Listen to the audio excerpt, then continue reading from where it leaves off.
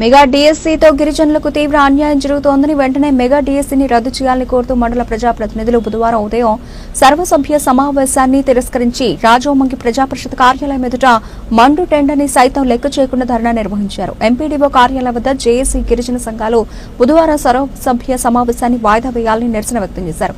Agency ప్రాంతంలో mega DSC పేరుతో గిరిజనులు గొంతుకొస్తున్నారని గిరిజన సంఘాలు మరియు ఆదివాసీ జేఏసీ నాయకులు ఆవేదన వ్యక్తం చేస్తున్నారు. ఈ మేరకు బుధవారం రాజోమంగి ప్రజాపరిషత్ కార్యాలయంలో జరగాల్సిన మండల సర్వసభ్య సమావేశాన్ని నిలిపివేశారు. గిరిజన ప్రాంత డీఎస్సీ అభ్యర్థులకు ప్రత్యేక డీఎస్సీని కేటాయించిన తర్వాతనే మెగా డీఎస్సీని పెట్టాలని ఆదివాసీ నాయకులు డిమాండ్ చేశారు.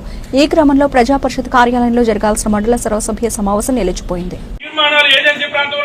డిఎస్సీ ఇచ్చే వరకు కూడా అని ఒక తీర్మానం చేసి, అలాగే ఇప్పుడు మన గౌరవ ఎంపీపీ గారు, జడ్పీడీసీ గారు, ఎంపీడీఓ గారు ఆధ్వర్యంలో ఒక తీర్మానం కూడా చేసి అవన్నీ కూడా మన ముఖ్యమంత్రి గారి దృష్టికి తీసుకుని వెళ్లి ఏజెన్సీ డిఎస్సీ సాధించే వరకు కూడా అందరూ కలిసికట్టుగా పోరాటం చేయాలని మనసు పూర్తిగా కోరుకోవడం జరుగుతుంది.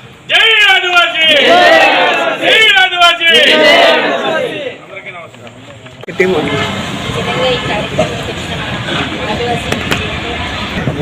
ఎందుకంటే డిఎస్సీ ఇస్తే నేను కూడా అప్లై చేద్దాం రాద్దామని ఆపుతూనే ఉన్నాను.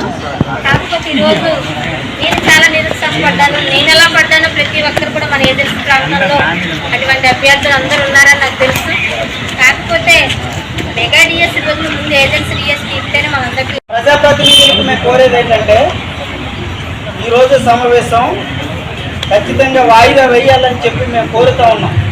ఆదివాసీ సంఘాల నుంచి ఖచ్చితంగా మనం వాయిదా వేస్తేనే తెలుస్తుంది. రేపు పొద్దున్న ఇంకో చోట జరిగినా ఖచ్చితంగా అక్కడ కూడా వాయిదా వేసేటట్టు ఉండాలి. అటువంటి ఆదర్శంగా మన సమస్య పరిష్కారం కోసం మీరందరూ కూడా సహకరించి ఈరోజు జరగబోతున్నటువంటి సమావేశాన్ని ఖచ్చితంగా వాయిదా వేసి మీరు బహిష్కరించాలని చెప్పి ప్రజాప్రతినిధులందరూ కూడా ఆదివాసీ సంఘాల నుంచి కోరుతా ఉన్నాం. అది మిత్రులారా, ఆదివాసీ ఐక్యత. గౌరవ జడ్పీటీసీ గారు ఎందుకంటే ఒక రిప్రజెంట్ నాకు ఇవ్వండి, ఎంతో గారు కూడా ఇంకా మన అందరం వెళ్ళి ఇదే విషయం నేను నెక్స్ట్ మళ్ళీ మీటింగ్ మళ్ళీ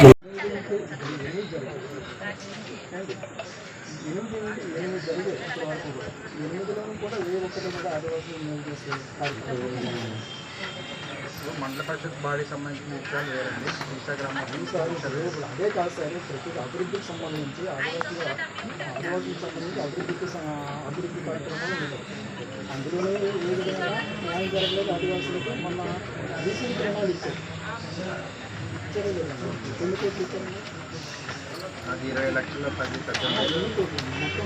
మన మండలానికి సంబంధించి 27 లక్షల 18 రూపాయలు ఖర్చుందండి. దానికి బ్యాంక్ లోన్ అనేది 50% యాడ్ చేసుకోవాలి.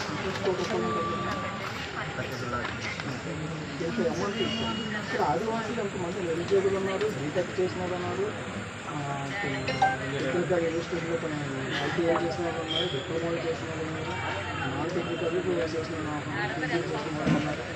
ఏ ఒక్కరికి కూడా ఉపాధి లేదని ఆదివాసీలు